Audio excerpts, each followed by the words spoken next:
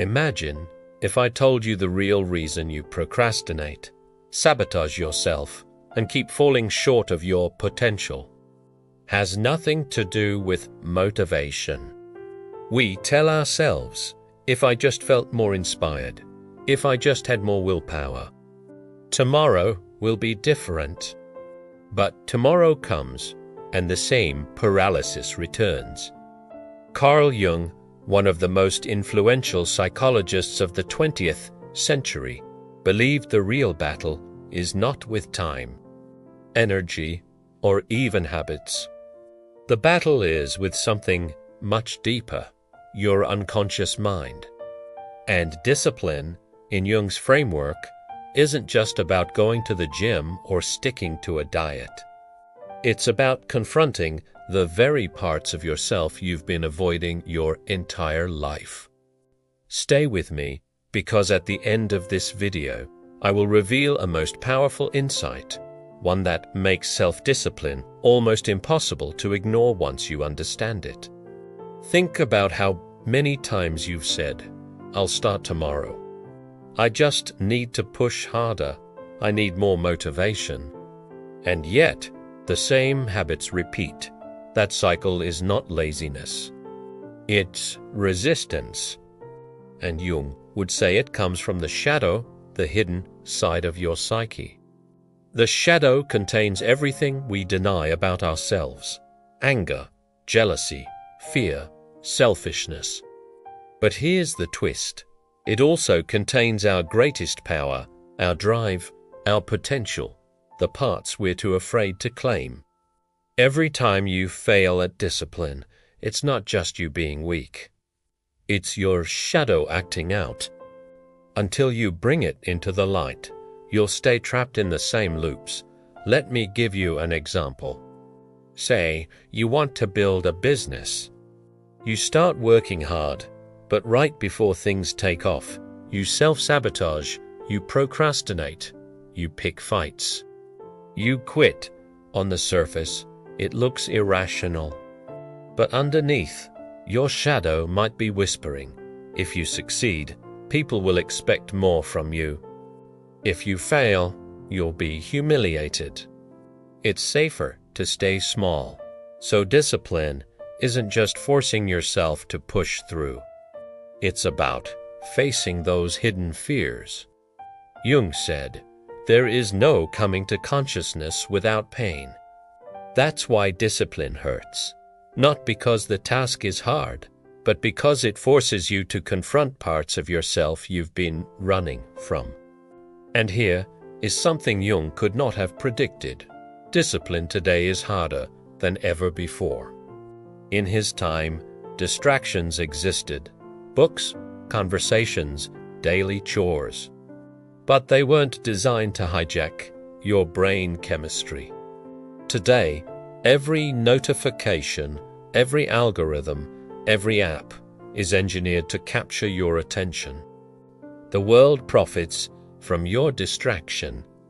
That's why discipline in the 21st century is more than a personal habit. It's an act of rebellion.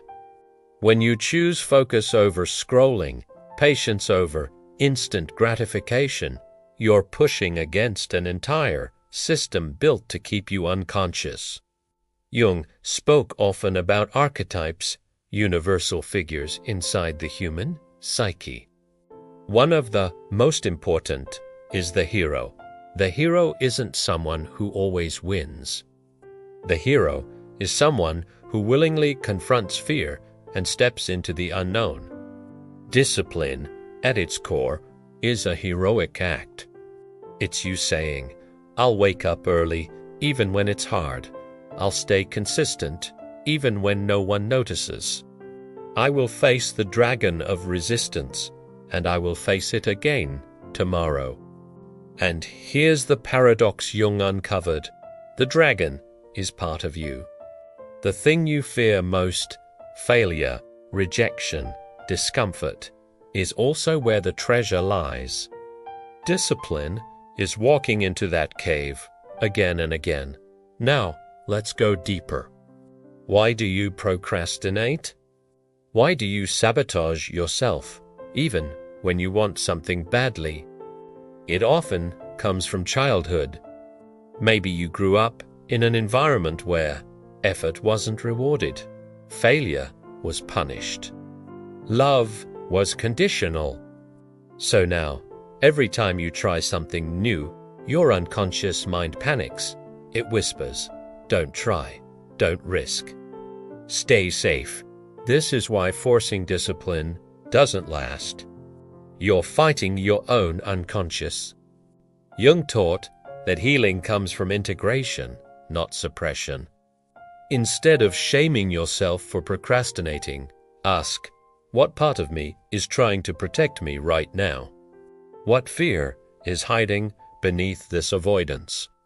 That question turns resistance into a doorway, not a wall. Here's Jung's most powerful insight. Your resistance is not your enemy. It's your guide. The part of you that avoids the gym, that puts off the work, that sabotages the relationship, it exists for a reason. It was created to shield you from pain, shame, or rejection. And as long as you treat it like an enemy, it will keep winning. But when you turn toward it with curiosity, when you say, "What are you protecting me from?" the grip loosens. That's when discipline stops being about punishment and starts becoming an act of love, love for your future self, love for the inner child who never felt safe, love for the wholeness you're becoming. Every disciplined act becomes a declaration. I will not be ruled by unconscious patterns. I choose alignment. 1. Choose wholeness. So, how do you apply this? 3 steps. Awareness. Notice your resistance. Pause and ask, what am I avoiding? What am I afraid will happen if I follow through? Compassion. Instead of shaming yourself, acknowledge that part of you. Say, I see why you're afraid, but I'm safe now. Action. Take one small disciplined step anyway, not out of fear, out of love and alignment.